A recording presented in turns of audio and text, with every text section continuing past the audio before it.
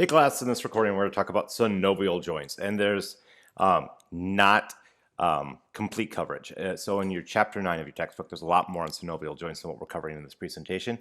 We just don't have the amount of course time dedicated to this class in order to cover all of it. So let's dive into it. When we think of a joint, joints are going to take bones and link together bones of our skeletal system.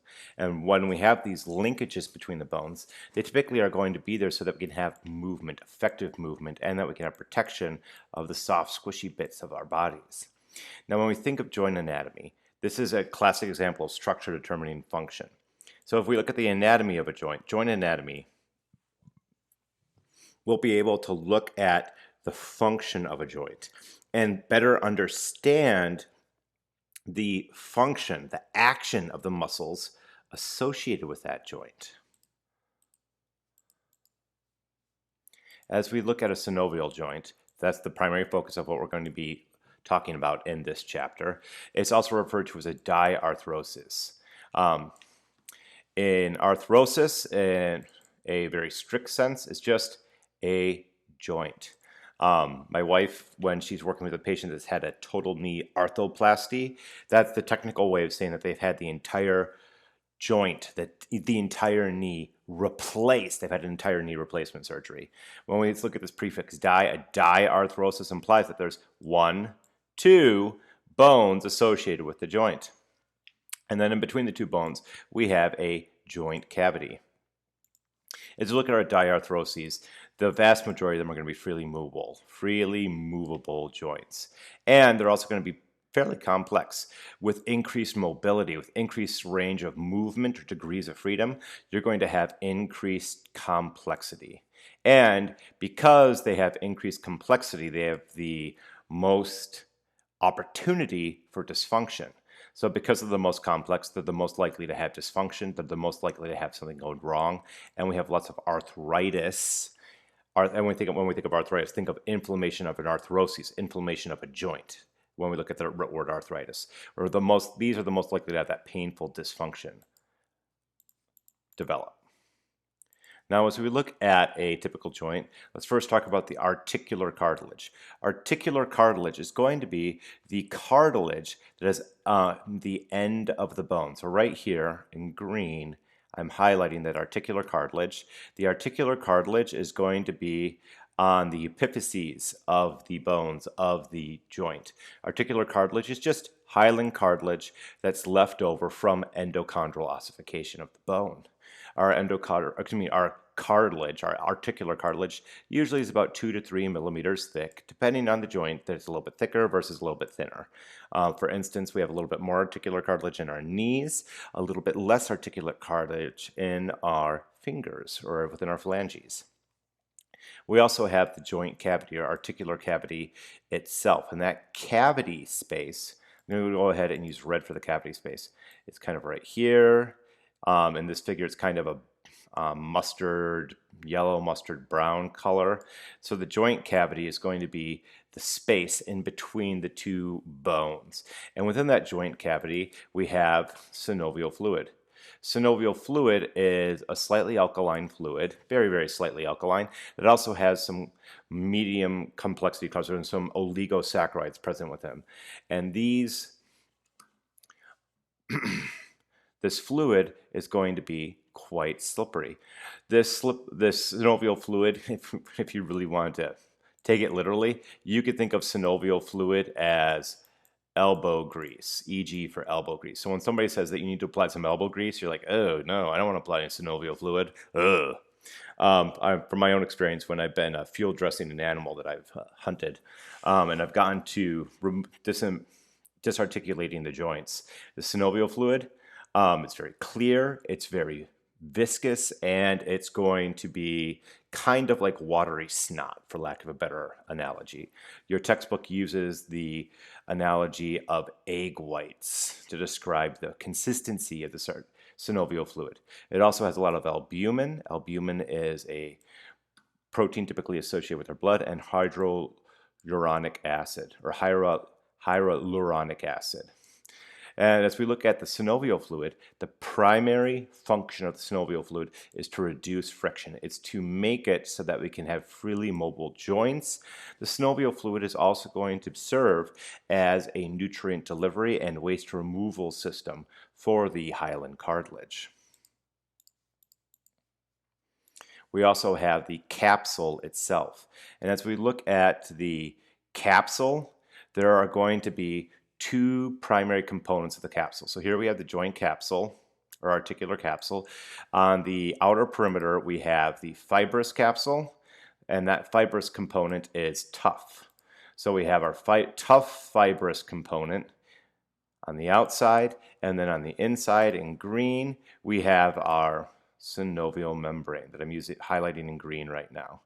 As we look at the synovial membrane that's on the inside, the synovial membrane is going to be responsible for making the synovial fluid.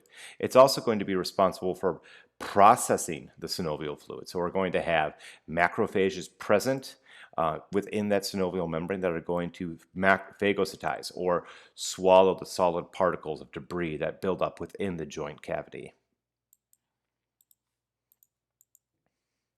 Now, as we look at our synovial joints, every once in a while, we're going to have some fibrocartilage in the joint capsule, and this is the exception. Most synovial joints do not have the fibrocartilage. Notably, the knees have quite a bit of fibrocartilage in them. And this fibrocartilage within our knees is referred to as a meniscus. You can think of it as an additional shock absorber. In particular with the knees, we have a lot of pressure being applied to the knees. So we need to have extra cartilage present in order to help absorb the impact of walking. So the meniscus in our knees are made of fibrocartilage, and they serve the function of absorbing shock and pressure. As we look at our menisci, we have two per knee. We have a lateral and medial meniscus. And as we look at these menisci, they also help to guide the bone movement, and they also aid in stabilizing the joints and reducing chance of dislocation. For me in particular, I've had 3 knee reconstructive surgeries. I had a lot of injuries in high school athletics. So I'm missing a good chunk of my left medial meniscus. It just had to be removed because of pretty nasty knee injury I had. We also have a lot of fibrocartilage present in some bones like the temporomandibular joint. This is going to be known as the articular disc. This articular disc is going to go across the entire joint capsule and it will help to minimize shock. We can have this appear within the temporomandibular joint. So this articular disc, made of fibrocartilage, is going to be present between the mandible and the temporal bone. I love this name, temporomandibular joint. Tells you exactly where that joint is. Let me back up. I forgot to mention one thing. Oop, I went forward, not back. There we go. Also notable with this fibrocartilage, we have a lot of fibrocartilage in our intervertebral disc. I'm going to say IVD for intervertebral disc. We have a chunk of fibrocartilage in between most of the vertebrae of our body that help to aid with shock absorption within our vertebral column. As we look at our synovial joints, we have some secondary or accessory structures. For instance, we have bursa, and when we look at these bursa are a sac filled with synovial fluid, and we find these bursa between muscles where our tendons are going to pass over the bone or where our tendons pass between bone and skin. So here in this figure, I'm going to shift to green, we can see green bursa that have been highlighted.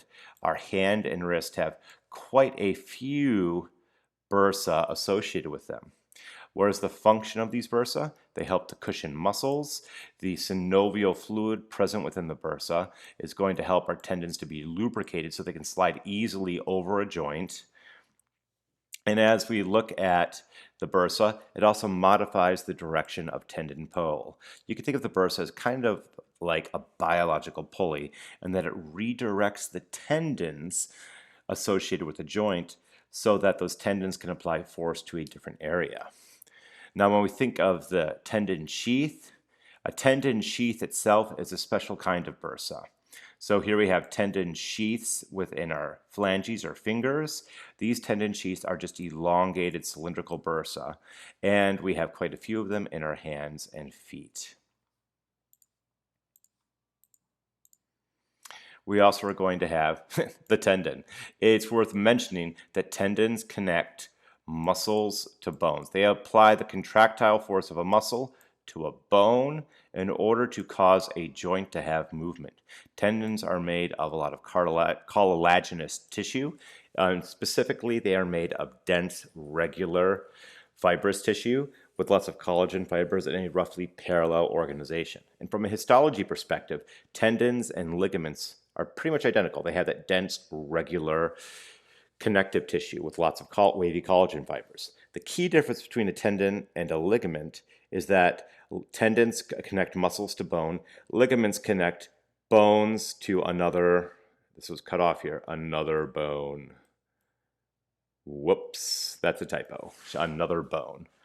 So as we're looking at these joints, think tendon, muscle to bone, ligament, bone to bone.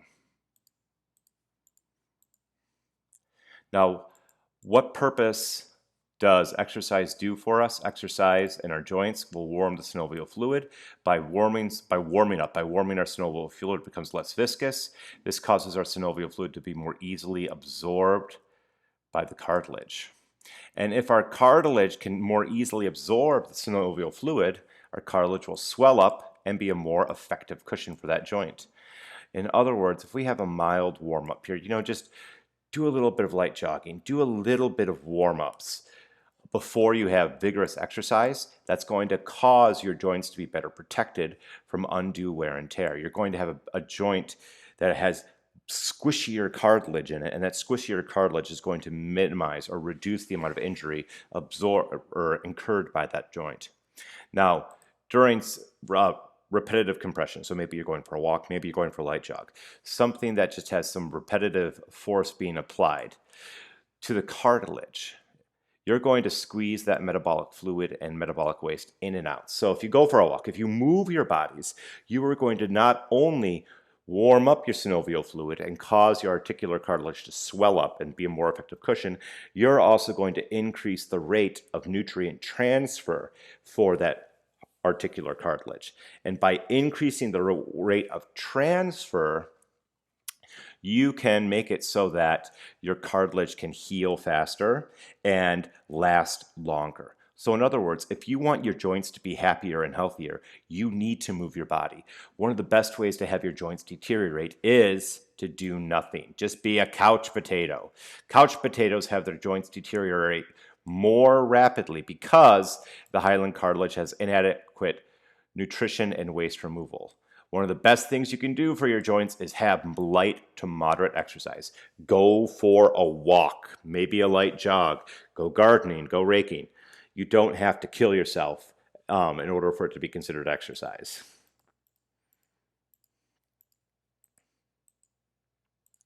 Now, as we look at joints, joints are going to have a pivot point. And in particular, as we look at long bones, you can think of them as just a simple lever. And you probably remember from your freshman high school physical science class, there's 3 different kinds of levers, class A, B, and C, sometimes referred to as class 1, 2, and 3.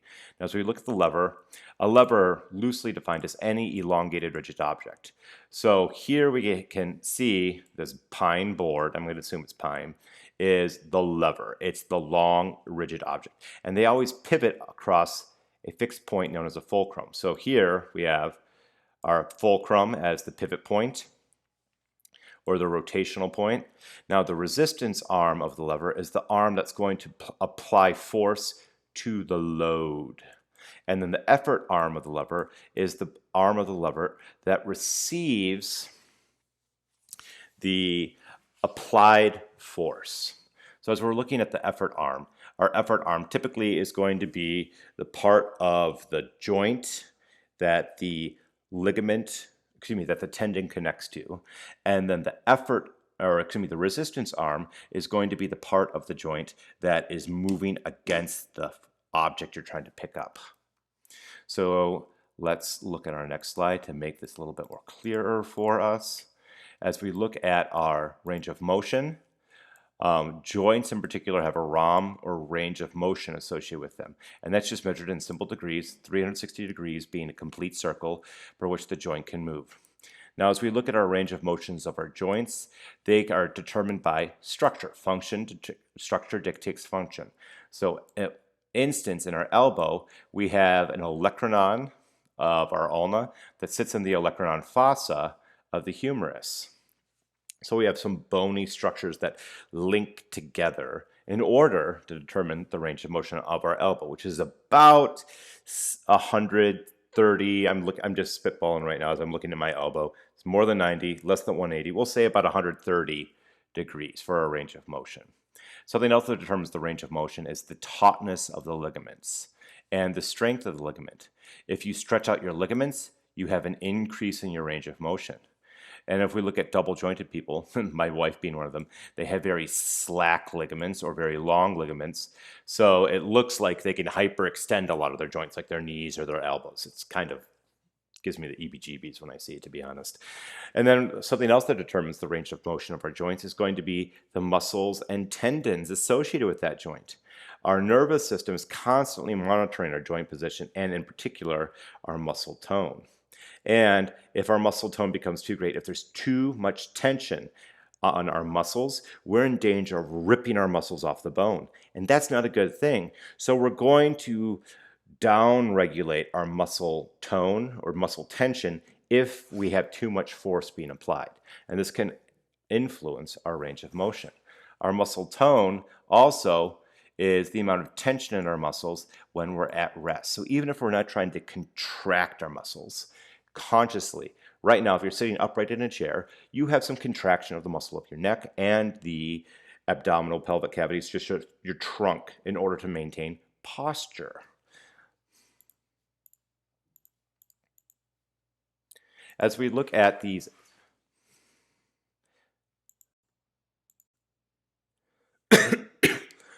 where was I? As we look at our joints can also be defined by an axis of rotation. So as we look at the axis of rotation, you could just draw an imaginary line through the joint, and then you can see how the joint will pivot across that axis of rotation.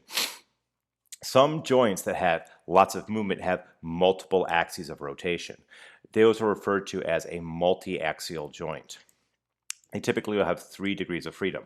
The shoulder is a classic example where we can have an axis oriented from anterior to posterior, an axis oriented from superior to inferior, and an axis oriented from medial to lateral. So we have a lot of movement or degrees of freedom within that joint. But because we have lots of degrees of freedom, the shoulder is a joint that's associated with a lot of injuries. Other joints can be monoaxial or biaxial, so they don't give you as much movement, but they also don't incur as many injuries. So this lecture recording was a little bit longer. I apologize for that. I tried to keep them to be shorter than 15 minutes, but there was just not a very good way to segment out this material. If you have any questions or comments, please feel free to post them on the class discussion boards or to shoot me an email. And as always, happy studies.